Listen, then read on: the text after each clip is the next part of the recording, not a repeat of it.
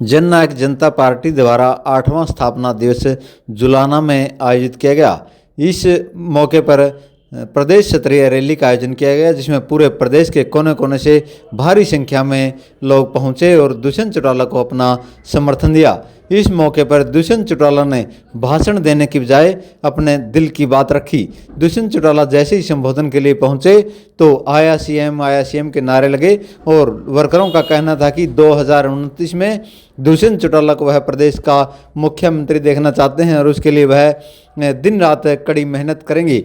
उप मुख्यमंत्री रहे दुष्यंत चौटाला ने इस मौके पर भाषण देने के बजाय अपने दिल की बात रखी और उन्होंने पहली बार खुलकर सबके सामने बताया कि 2019 के चुनाव में उन्होंने आखिरकार क्यों भाजपा को समर्थन देकर सरकार बनाई थी और कांग्रेस के साथ उनकी सरकार बनाने को लेकर क्या बात हुई थी और क्या शर्त रखी थी जो कांग्रेस पूरा नहीं कर पाई, जिसके बाद भारतीय जनता पार्टी को उन्होंने समर्थन देने की बात की और 4.5 साल तक गठबंधन सरकार बनी। लोगों के दिलो दिमाग में विभिन्न तरह के सवाल थे, जिन्हें लेकर दुष्यंत चौटाला खुलकर बोले और हर तरह से लोगों के सवालों के जवाब उन्होंने दिए। इस मौके पर उन्होंने 2024 में हुए विधानसभा चुनाव को लेकर भी अपनी बात रखी कि किस तरह से विरोधियों द्वारा उन्हें बदनाम कर दिया गया, लेकिन भारतीय जनता पार्टी की सरकार बनाने में बाप बेटा यानी भूपेंद्र हुड्डा और दीपेंद्र हुड्डा की किस तरह से भूमिका रही। कांग्रेस पार्टी आखिरकार 2024 में इतना भारी जन समर्थन मिलने के बाद भी क्यों प्रदेश में सरकार नहीं बना पाई और कांग्रेस के जो प्रत्याशी थे उनके पीछे हारने के कारण भी दुष्यंत चौटाला द्वारा पहली बार खुलकर बताए गए। दुष्यंत चौटाला रैली में थार गाड़ी में सवार होकर पहुंचे, जिसे एक महिला द्वारा ड्राइव किया जा रहा था और उन्होंने इसके माध्यम से संदेश दिया कि हमारी जो माता बहनें हैं वो किसी से कम नहीं हैं और वो भी एक अच्छी ड्राइव कर सकती हैं और थार गाड़ियों को केवल बदमाश नहीं बल्कि रेपुटेटेड और हमारी सम्मानित माता बहनें भी चलाती हैं। इस मौके पर उन्होंने भाजपा को भी जमकर कोसा और कहा कि जिन वादों को लेकर भारतीय जनता पार्टी लगातार प्रदेश में तीसरी बार सत्ता में आई थी, उन वादों को पूरा नहीं किया गया। 1 साल का कार्यकाल प्रदेश सरकार का बीत चुका है, उसके बावजूद भी चुनाव में किए गए वादों को पूरा करना तो दूर की बात है, बल्कि जो प्रदेश के लोगों को मिल रहा था वह भी खोसने का काम किया है। उन्होंने बताया कि चौधरी देवीलाल जो जननायक रहे, उन्होंने सम्मान निधि जो बुजुर्गों के लिए शुरू की थी, वृद्धावस्था सम्मान पेंशन, उसे भी बंद करने का एक तरह से काम किया जा रहा है और आय की जो शर्त लगाकर वृद्धों की पेंशन बंद की जा रही है। इस तरह से दुष्यंत चौटाला ने कांग्रेस और भाजपा पर जमकर प्रहार किया और अपने दिल की बात खुलकर रखी। 2024 में हुए विधानसभा चुनाव के बाद पहली बार जननायक जनता पार्टी द्वारा प्रदेश स्तर की रैली आयोजित की गई, जिसमें भारी संख्या में लोग पहुंचे और दुष्यंत चौटाला ने एक तरह से शक्ति प्रदर्शन करने का काम किया और वर्करों ने भी दिखा दिया कि दुष्यंत चौटाला कमजोर नहीं है, बल्कि पहले से भी ज़्यादा जोश और मेहनत के साथ वह आगे बढ़ेंगे। कार्यकर्ताओं में भी ज़बरदस्त जोश देखने को मिल रहा था। प्रदेश के कोने कोने से कार्यकर्ता इस रैली में पहुंचे और दुष्यंत चौटाला को कहा कि हम सभी आपके साथ हैं, आप आगे बढ़ो। दुष्यंत चौटाला ने दिखा दिया कि उनका जनाधार प्रदेश में कायम है और आने वाला समय उनका है। सब यहाँ एकत्रित हुए, मगर 5 साल 5.5 साल पहले के अगर पल की बात करें तो आज मैं कुछ आप लोगों से पूछ लूं। बीजेपी को 11 साल देश में राजनीति करते होंगे, सरकार के अंदर की चलाते होंगे, जानते तो हो कैसे सरकार चलाती है। अगर 2019 में गठबंधन नहीं करते तो कोई और चारा था? बता दो। आज अमरजीत खड़ा है, अगर गठबंधन ना करते तो 2019 में 7 भाजे, 7 तो भाजते नहीं भाजते। कोई झूठ है इस बात में? साथियों, अगर 2019 में गठबंधन ना करते तो एक बड़ी सी चाबी मंडी हुई है मां के सर पे, ये चाबी का चुनाव चिन्ह बचता, तारी पार्टी छोड़ते। साथियों, एक चीज बताओ, मैं तो इस मंच से इतना कह सकता कि हमने गठबंधन इसलिए किया कि चंडीगढ़ में थारे लिए दरवाजे खुले रखो।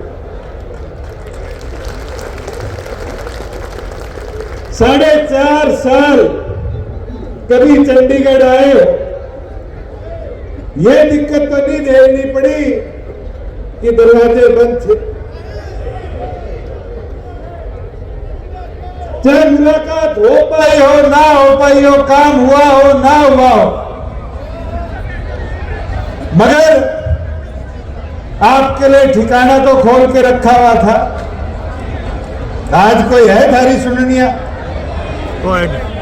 आज वहां कोई बैठा है जो तुम्हारे लिए दिन रात काम कर रहा हो? मगर साथियों, एक चीज करी गई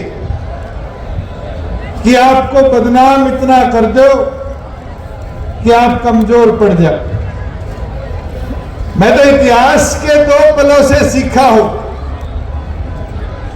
एक 1984 की चौधरी देवीलाल के भाषण के सन से उनने खड़ा होकर कहा था कि राजीव की मां मर गई, इसलिए लोगों ने राजीव को देश का प्रधानमंत्री बना दिया। कहा था नहीं कहा था? बनाया था राजीव को प्रधानमंत्री लोगों ने इंदिरा गांधी जी की निधन के बाद। और दूसरी चीज, संघर्ष चौधरी देवीलाल जी ने किया। पूरे देश का रथ लेकर भ्रमण चौधरी देवीलाल जी ने किया और उनको जनता दल का नेता चुन लिया गया। और नेता चुनने के बाद उनने विश्वनाथ प्रताप सिंह जी को इस देश का प्रधानमंत्री बना दिया। उनने तो अपने मन की बड़ी अच्छी बात को पूरा किया, जनता के साथ करे गए वादों को पूरा करवाने के लिए कदम उठाया। मगर 1.25 साल में उसी विश्वनाथ प्रताप सिंह ने चौधरी देवीलाल को सरकार से बाहर फेंकने का काम किया, हटाने का काम किया, मंत्री पद छीनने का काम किया। इतिहास सत्य है। चौधरी देवीलाल जी को ये राजनीति रणनीति दोनों मिला के करनी नहीं आती थी। उनने जब काम किया अपने दिल से काम किया, मगर उनके साथ भी समय समय पर धोखा हुआ। इतिहास है। हमने भी, ये कांग्रेसी कहते हैं कि सरकार हमारे साथ बना लेते। दिग्विजय और डॉक्टर बांगड़ बैठे हैं, हुड्डा वाली बात तो सुनी होगी, सुनिए नहीं सुनी? अहमद पटेल का मेरे पास भी फोन आया था, हमने कहा नंबर ले आओ, हम तुम्हारे साथ हो लेंगे। मगर साथियों, बीजेपी के पास 40 थे, 7 तो निर्दलीय बीजेपी के साथ थे। सरकार किसकी बननी थी? अगर उस दिन कदम ना उठाते तो आज क्या बूढ़ों को 1000 रुपए बढ़ के मिल रहे हैं, विधवा को 1000 रुपए बढ़ के मिल रहे हैं, ये 1000 रुपए मिलते? ये 50% पंचायतों में हिस्सेदारी मिली है, मिलती? आप लोगों के करे हुए वादों को पूरा करवाने के लिए वो कदम उठाया, मगर सारे हमारे पीछे एक षड्यंत्र से पड़ गए। और पड़े कैसे कि अगर जेजेपी को नहीं रोका तो कहीं ना कहीं उनके लिए खतरा था। और उनके लिए खतरा नहीं, असली सच्चाई तो है उनकी अगली पीढ़ी के लिए भी खतरा था। बता दो वो झूठ है, मगर इन लोगों ने एक सूत्री कार्यक्रम 5 साल चलाया। और वो सूत्री कार्यक्रम था कि आप लोगों को राजनीतिक तौर पर कमजोर कर दिया जाए। हम 10 एमएलए थे, कोई हमारा एमपी राज्यसभा और लोकसभा में तो नहीं था। किसान आंदोलन की बात करेगी, दुष्यंत इस्तीफा दे देता। मेरे इस्तीफा देने से तो प्रदेश सरकार भी ना गिरती, केंद्र तो बहुत दूर की बात थी। मगर साथियों, एक चीज बता सकता हूं, विपदा क्या है।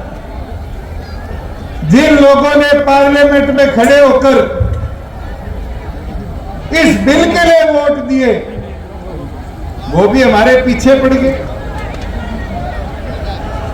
जिनने सेटिंग कर बीजेपी के साथ चुनाव मिलकर लड़ा, वो भी हमारे पीछे पड़ गए। मैं तो इतना 5-7 सालों में समझ पाया कि आज जो लोग ड्राइंग रूम की राजनीति करते हैं वो ज्यादा कामयाब है, और जो ग्राउंड की राजनीति करते हैं उनको परस्त करना बड़ा आसान है। उठाकर देख लो चारों तरफ, 2024 के चुनाव में क्या हुआ। पत्रकार साथी खड़े हैं, बड़ी अच्छी तरह जानते हैं। अगर शैलजा के कहने से नारनौंद की उकलाना की सीट दे देते तो क्या कांग्रेस 45 पार नहीं कर लेती? क्या राई का उम्मीदवार ना बदलते तो कांग्रेस 45 पार नहीं करती? बता दो। जो चाणा वाले खड़े हैं, क्या निर्दलीय ना खड़े होते तो कांग्रेस 45 पार नहीं करती? तू बैठ जाना भाई, सरसा वाले खड़े हो, बैठिए, इस आगे से हो क्या 5 सीटों पे मैच फिक्सिंग ना होती तो बीजेपी सरकार में आती नहीं आती? ये ड्राइंग रूम में बैठ बैठ कर रणनीति बनाई गई। हम तो बावड़ों की तरह सड़क नापते रहे कि जनमत में जितना विश्वास होगा हमारे साथ खड़ा हो जाएगा, और जनमत ने साथ दिया, जितना दिया सर माथे। राजनीति में उतार चढ़ाव आते रहते हैं। चौधरी देवीलाल जी के 65 साल के राजनीतिक जीवन में रिकॉर्ड है 6.5 साल सरकार में रह पाए, और प्रदेश सरकार में 4 साल। जब उनके पास बहुमत था तो भी ड्राइंग रूम वाला बदललाल 82 में सरकार ले लिया, मगर चौधरी देवीलाल हांटते रहे, फिरते रहे, क्योंकि आपकी लड़ाई लड़नी थी। 4.5 साल के शासन में स्वर्गीय चौधरी देवीलाल जी ने इस प्रदेश को क्या क्या दिया। पेंशन हो, जच्चा बच्चा हो, एक एक चीज आपके लफ्जों पर। मगर स्वर्गीय चौधरी देवीलाल जी कभी ड्राइंग रूम में बैठकर राजनीति नहीं करते। मंत्री साहब मैं तो आपको इतना आज बोलने आया हूं, ये संगठन डॉक्टर अजय सिंह चौटाला जी का बनाया हुआ है। डॉक्टर अजय सिंह चौटाला जी ने चौधरी देवीलाल मैदान 17 नवंबर 2018 को आपके बीच में खड़ा होकर कहा था कि झंडा झंडा छोड़कर एक नई शुरुआत करेंगे, और उस शुरुआत को नए झंडे के साथ श्रीमती नैना चौटाला जी की अध्यक्षता में पांडु पिंडारा की धरा पर फहराया था, नहीं फहराया था, और एक नई शुरुआत करी थी। और उस नई शुरुआत ने प्रदेश के अंदर एक परिवर्तन की नई रूपरेखा लिखने का काम किया साथियों। और उस रूपरेखा ने 4.5 साल इस प्रदेश के अंदर कितना कुछ हुआ मगर क्या हरियाणा के गर्व पे हाथ जाने दी? क्या इस हरियाणा को टूटने दिया? क्या इस हरियाणा की परिस्थिति को कमजोर होने दिया? बिल्कुल नहीं। आपकी लड़ाई के अंदर खड़े रहकर निरंतर डॉक्टर अजय सिंह चौटाला जी के आदेश अनुसार कदम उठाए गए और उन कदमों ने इस प्रदेश को उस राह पर ले जाने का काम किया जिससे प्रदेश आगे बढ़ा, उद्योग आया, रोजगार आए, प्रदेश के कमेरे को ताकत मिली। आज क्या प्रदेश की हालत है, किनकी बदौलत ये हालत बनी है, उनको आज कोई नहीं कोसता। मगर ये समझकर आपको जनता के बीच में जाकर बताना पड़ेगा कि किस तरीके से इस सांप के चमन को उजाड़ने का काम मिलकर उन लोगों ने किया था। बुजुर्गों, युवा साथियों, मैं तो एक शेर अकबर इलाहाबादी का पढ़ सकता हूं, जो स्थिति मेरे साथ और इस संगठन के एक एक साथी के साथ पिछले 5 साल में बीती है। हम आ भी करते हैं तो होते हैं बदनाम, वो कत्ल करते हैं तो चर्चा भी नहीं होती।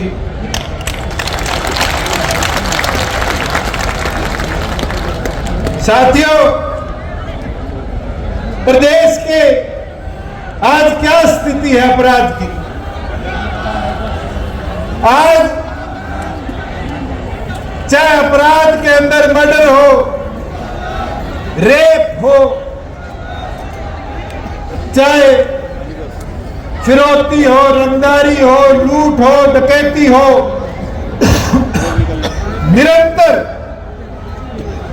अपराध इस प्रदेश में बढ़ता जा रहा है। और प्रदेश का मुखिया कहता है गुंडों भाग जाओ, प्रदेश का डीजी कहता है गुंडे थार में, बुलेट में आते हैं। अरे अपराधियों को पकड़ो, अपराध को रोको, मगर इस प्रदेश को तो बचाओ। क्या हालत है, जलेबी बनाने वाला हो, जूता बेचने वाला हो, ढाबा चलाने वाला हो, मुख्यमंत्री या खुद का विभाग शराब का ठेकेदार हो, राजनीतिक व्यक्ति हो, डॉक्टर हो, हर प्रकार से लॉ एंड ऑर्डर इस प्रदेश का निरस्त हो चुका है। मैं एक चीज जो पिछले दिनों घटना हुई उसके ऊपर कहना चाहूंगा कि टूटे हुए पोल ने दिया खिलाड़ी मार, खत्म कर दिए इस प्रदेश के सारे रोजगार, अपराधी सारे विदेश में फरार, मगर इनको कातिल नजर आती है बुलेट और थार।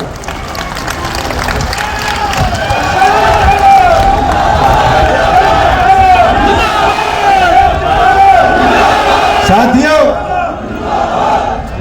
जहां आप खड़े हो, यहां से कुछ ही किलोमीटर दूर खेल के मैदान में हमारे एक युवा साथी के साथ जो घटना हुई,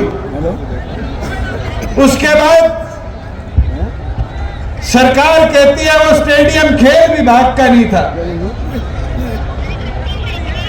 विभाग किसी का भी हो, स्टेडियम तो सरकार का था। कमी तो सरकार की रही है, मगर खिलाड़ियों के साथ दुर्भाग्य क्या है, 40% मेडल लाए हरियाणा और खेल गुजरात में।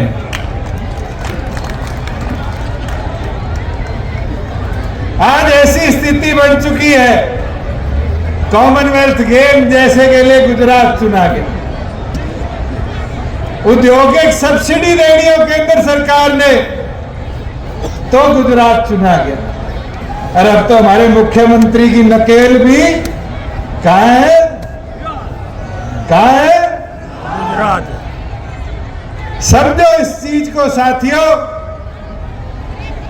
कि आज व्यवस्था सुधारने में विचार नहीं है इन लोगों के। इन लोगों की सोच एकमात्र है कि कैसे हमारा आपस का ताना बाना जो है, भाईचारा जो है, उसको तोड़ दिया जाए। ये नहीं देखते रोजगार कैसे बनाना है। मगर इनके विधायक, इनके सांसद क्या भाषा बोलते हैं, किस तरह के विचार रखते हैं, जानवरों से तुलना करी जाती है। साथियों, ये समझो जो इनने व्यवस्था मेवात के लिए बनाई थी वो मेरे देखी हुई है। सबसे पहले पीड़ा में मैं बोला था कि एसपी छुट्टी पे था, तुमने जानबूझकर ये वारदात कराई। आज तक उस घटना पे एसपी के खिलाफ कोई कार्रवाई नहीं हुई। साथियों, ये आज भी वही माहौल बना रहे हैं जो इनने पंचकुला में बनाया था जब राम रहीम को सजा हुई थी। लोगों को आमंत्रित किया, फिर उन पे डंडे बरसाए, लाठियां बरसाई, उनकी जान गई। ये वो माहौल बना रहे हैं जो रोहतक में हुआ था, लारसोली में हुआ था, काशी में हुआ था 2016 में। याद है जब पुलिस नहीं थी पर इस प्रदेश की व्यवस्था को बिगाड़ा गया। ये इनका पुराना एजेंडा है और केवल मात्र यहां नहीं, ये तो एजेंडा 1990 के दशक से चलाते आ रहे। मगर आपको समझना पड़ेगा, इनको रोकने के लिए अपनी आवाज को प्रदेश के प्रत्येक घर तक जाकर पहुंचाना पड़ेगा। साथियों, मैं तो हैरान था, परसों अखबार में एक कटिंग देखी और कटिंग थी कि मुख्यमंत्री ने कहा है कि 50 लाख रोजगार 2047 में बना लेंगे। अभी तो 37 में भी 12 साल है नहीं है। पहला मुख्यमंत्री देखा जो 22 साल का एजेंडा लिए बैठा है। सैनी साहब, 50 लाख छोड़ो, जो छोरे छोरियां कौशल रोजगार के फार्म भरे बैठे हैं उनमें नौकरियां ढंग की दे दो, वही बहुत बड़ा भाई भला हो जाएगा इस प्रदेश का। दुविधा क्या है कि कल मेरे को एक साथी ने एक वीडियो भेजी, मैं देख रहा था कि असिस्टेंट प्रोफेसर अंग्रेजी के लगने थे प्रदेश में 613 और एचपीएससी ने भर्ती निकाल दी। नेट और पीएचडी से पढ़ा लिखा तो कोई नहीं होगा। 613 पदों के लिए नेट पीएचडी करे हुए 4800 से ऊपर एप्लीकेशनें भरी गई। 4800 और पास कितने करे? 158 और 158 में भी 50% हरियाणा के बाहर की। ये आज भर्तियों की स्थिति है। अगर इस प्रदेश की डिग्री करा हुआ बच्चा असिस्टेंट प्रोफेसर लगने लायक नहीं है तो फिर जो एमडीयू में हुआ वो तो इस प्रदेश के 21 विश्वविद्यालयों में चल रहा है। फिर तो लाखों बच्चों के भविष्य के साथ खिलवाड़ हरियाणा प्रदेश की यूनिवर्सिटीज में किया जा रहा है। फिर तो सैनी साहब एक चीज कह पाऊंगा कि प्रोफेसर को नहीं लागे फिर हमारे छोरे छोरी।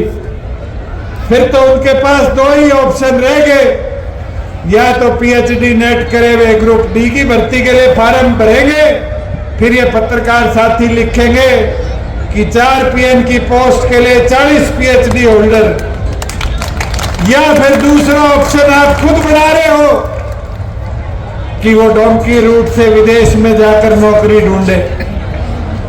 आपकी व्यवस्था प्रदेश की बिगड़ चुकी है कि निकली हुई भर्तियों के अंदर भी ट्रांसपेरेंसी नहीं है।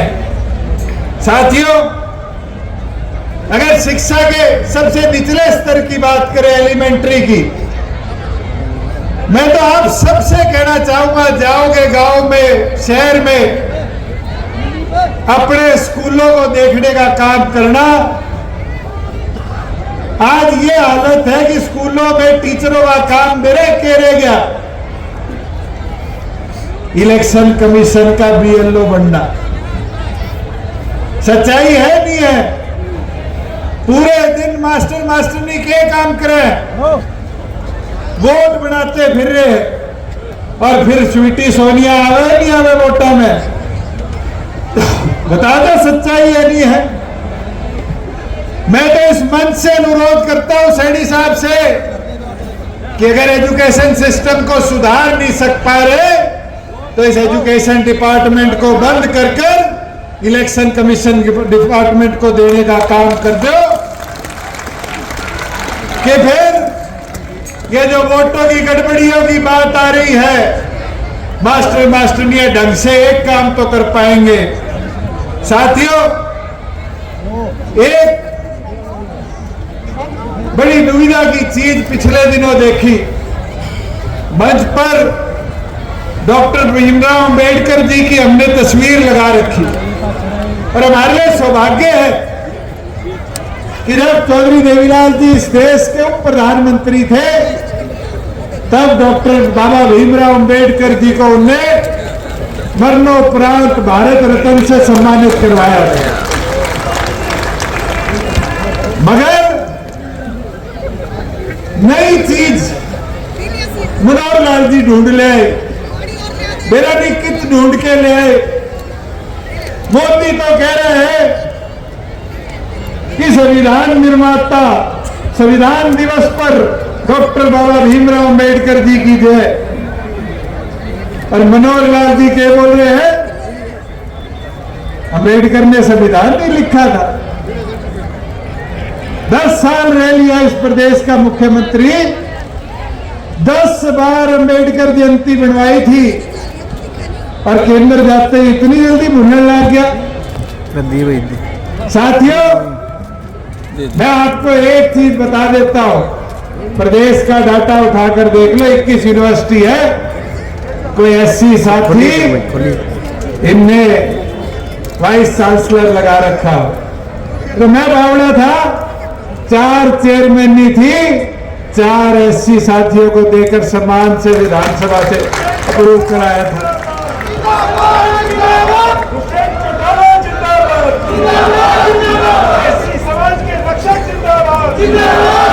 साथियों, आज राजधानी पे खतरा है। सुनने में आया है कि अब विंटर सेशन में ये बिल लेकर आ रहे, और बिल किस चीज का? कि चंडीगढ़ के अधिकार जैसे जम्मू कश्मीर को दिए, लद्दाख को दिए, दमन दीव, गोवा को दिए, अब केंद्र के हाथ में आ जाएंगे। तो फिर तो हमारी राजधानी भी गई। हमने प्रयास किया था नई विधानसभा की जमीन मिल जाए, केंद्र ने वो प्रस्ताव भी फेंक के मारा। क्यों? क्योंकि ये जानते हैं कि आज विधानसभा में बैठे 90 के 90 सदस्य गूंगे और बहरे हैं, कोई लड़ाई लड़ने जोगा नहीं है। ये तो एक काम कर सकते हैं, जैसे खेत में आपा खड़े हैं, इस खेत में अगर कोई किसान पराली जला दे तो पुलिस वाला आके उस पर पर्चा दर्ज कर देगा, और फिर मेरी फसल मेरा ब्यौरा से उसकी सरकारी खरीद रोक देंगे। ये तो किसान को प्रताड़ित करना जानते हैं। और इस बार तो घीसा गाल दिया सैनी ने।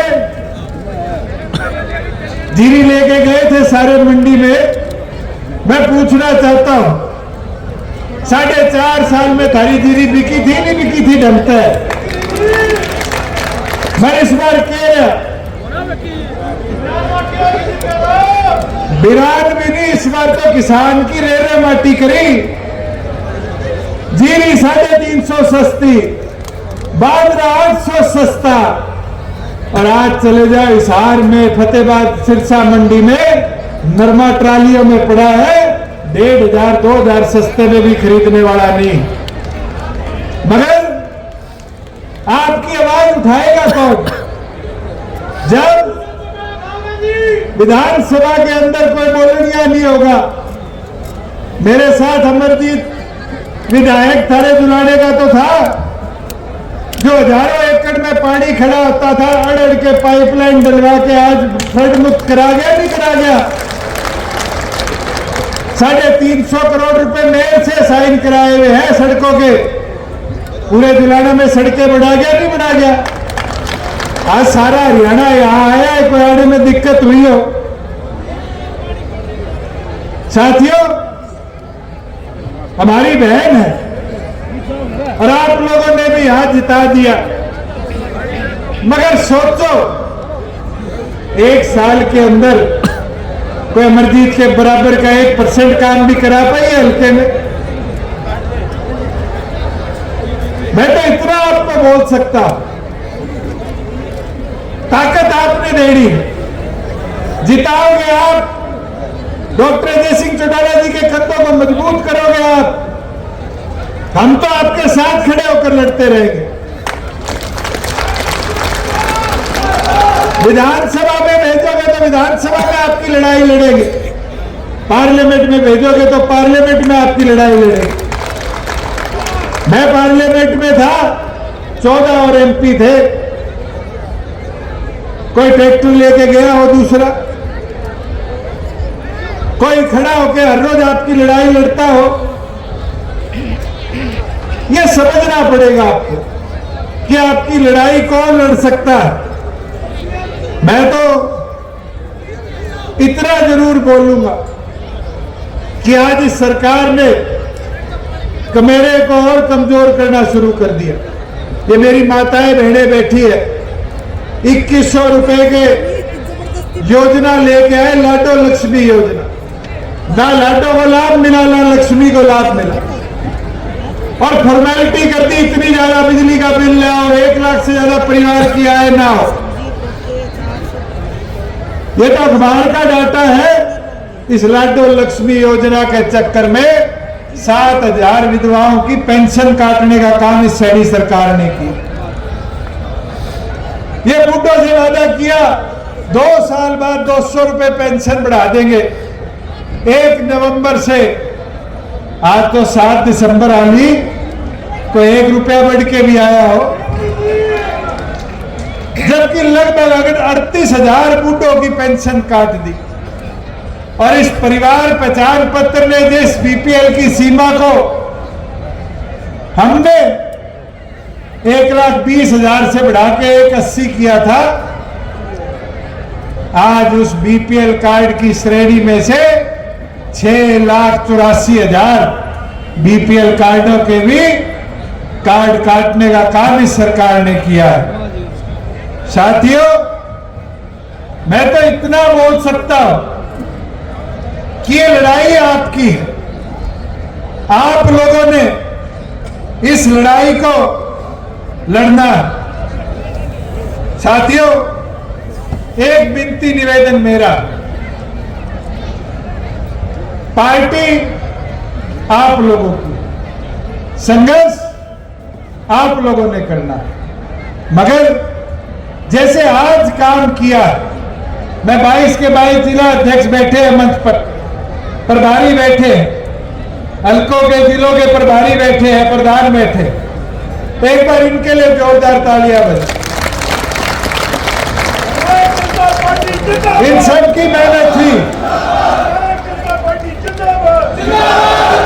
जिनने एक एक व्यक्ति तक जाकर डॉक्टर अजय सिंह चौटाला जी के आदेश को आप लोगों तक पहुंचाया और इस स्थापना दिवस को ऐतिहासिक स्वरूप देने का काम किया। और मुझे पूरा विश्वास है कि आप लोग सारे अगर इसी तरह 4 साल मैदान में उतरकर संघर्ष की पृष्ठभूमि को और मजबूत करोगे तो साथियों, दोबारा जननायक जनता पार्टी डॉक्टर अजय सिंह चौटाला जी के नेतृत्व में वहीं पहुंचेगी। मगर ये काम आपने करना है। हम तो साथ आपके खड़े हो सकते हैं। 6800 गांव है जहां मेरी ड्यूटी डॉक्टर साहब लगाएंगे, जहां दिग्विजय की लगाएंगे, जहां अमरजीत की लगाएंगे, जहां मंच पे बैठे एक एक साथी की नजरें देख लो। जिसकी ड्यूटी लगेगी वो आपके साथ यूं ही आकर खड़ा होगा। मगर आप सबको अगले 4 साल संघर्ष करना पड़ेगा। मैं तो इतना आपको विश्वास के साथ कह सकता हूं, चौधरी देवीलाल जी के जीवन से हमने सीखा कि अगर पांव की रफ्तार चलती रहेगी तो आपको कोई रोकने वाला नहीं। ये सरकार में आना जाना ये तो राजनीति के टेम्परेरी फेजेज है। बहुत से लोग इस सोच के साथ बैठे थे कि आपका संगठन कमजोर हो गया। मगर मैं धन्यवाद करूंगा कि डॉक्टर अजय सिंह चौटाला जी के नेतृत्व में आज आपने प्रदेश को दिखा दिया कि आपका संगठन और ज्यादा मजबूत हुआ है। और मैं अब पार्टी के राष्ट्रीय अध्यक्ष, पार्टी के कर्ता धर्ता डॉक्टर अजय सिंह चौटाला जी को मंच पर बुलाना चाहूंगा कि वो 8वें स्थापना दिवस पर आपको संबोधित करने का काम करें। सबका स्वागत करता हूं, अभिनंदन करता हूं, अभिवादन करता हूं और बधाई देता हूं हमारे सारे पार्टी के पदाधिकारियों को, जिला अध्यक्षों को और जिम्मेवार साथियों को, जिन्होंने इस आयोजन के लिए घर घर पहुंच करके आपको न्योता दिया, आपको आमंत्रित किया और आपके यहाँ तक पहुंचने की व्यवस्था की, हर तरीके से आप लोगों की मदद करने का काम किया। तो इसके लिए मैं उनको बहुत बहुत मुबारकबाद और बधाई देता हूँ। बुजुर्गों, नौजवान दोस्तों, मेरे से पूर्व वक्ताओं ने, पार्टी के वरिष्ठ साथियों ने सारी बातें विस्तार से आप लोगों के बीच में बताई है। उन बातों को पुनः दोहरा करके आपका समय जाया नहीं करना चाहूंगा। प्रचार प्रसार का युग है। आप लोग रोजाना रेडियो, टेलीविजन, अखबार और दूसरे प्रचार साधनों के जरिए पढ़ते, सुनते और देखते हो। और उनसे भी तेज चलने वाली चीज आजकल ये सोशल मीडिया है। ये मोबाइल फोन हरेक के हाथ में है, हरेक की जेब में है, जिससे पल पल की सारी जानकारी आप तक पहुंचती है। बुजुर्गों, नौजवान दोस्तों, आज आप स्वयं महसूस करते होंगे प्रदेश में भारतीय जनता पार्टी की सरकार है और साल भर से ऊपर हो गया। फर्क आपने महसूस किया होगा कि आज पूरी तौर पर प्रदेश में जंगल का राज है, कानून व्यवस्था का जनाजा निकला हुआ है। प्रदेश में आए दिन अखबार की सुर्खियों में हम पढ़ते हैं अपहरण, बलात्कार, लूटपाट, डकैती, आगजनी, राजनी, मर्डर, फिरौती, फेक एनकाउंटर जैसी घटनाएं नित्य नए सवेरे हमें सुनने, पढ़ने और देखने को मिलती है। और गुंडा किस्म के लोग विदेशों में बैठ करके टेलीफोनिकली कभी चुने हुए प्रतिनिधियों को, कभी शराब के ठेकेदारों को, कभी बिल्डर्स को, कभी इंडस्ट्रियलिस्टों को धमकी देकर के अवैध वसूलियां करने का काम करते हैं। और प्रदेश का मुख्यमंत्री बयान देता हुआ कहता है हमने उनको सिक्योरिटी प्रोवाइड करवा दी।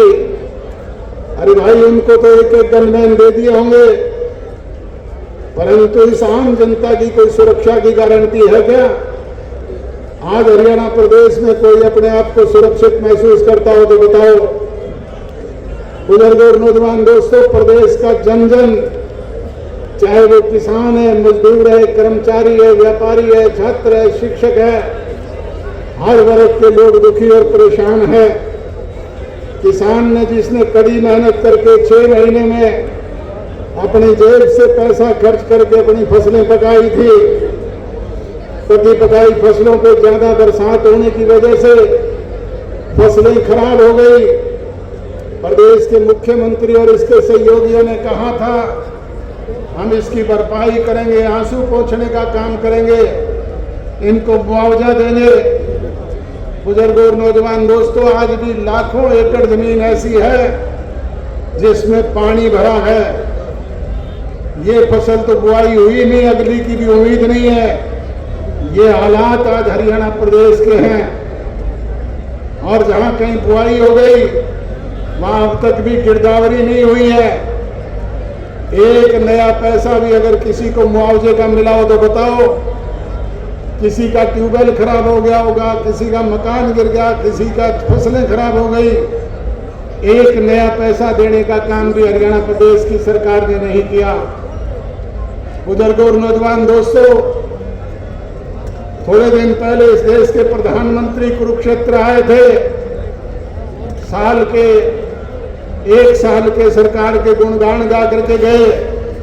हरियाणा प्रदेश की सरकार ने उनकी आवाभगत में करोड़ों रुपए पानी की तरह बहाए, परंतु जाति कायम वो भी एक पंजी दे करके नहीं गया। अगर बताओ हरियाणा प्रदेश के लोगों को प्रधानमंत्री ने 5 नए पैसे भी दिए हो तो बाकी कहीं जाता है, गुजरात में, उत्तर प्रदेश में कहीं 10,000 करोड़ की घोषणा होती है, कहीं 15,000 करोड़ की।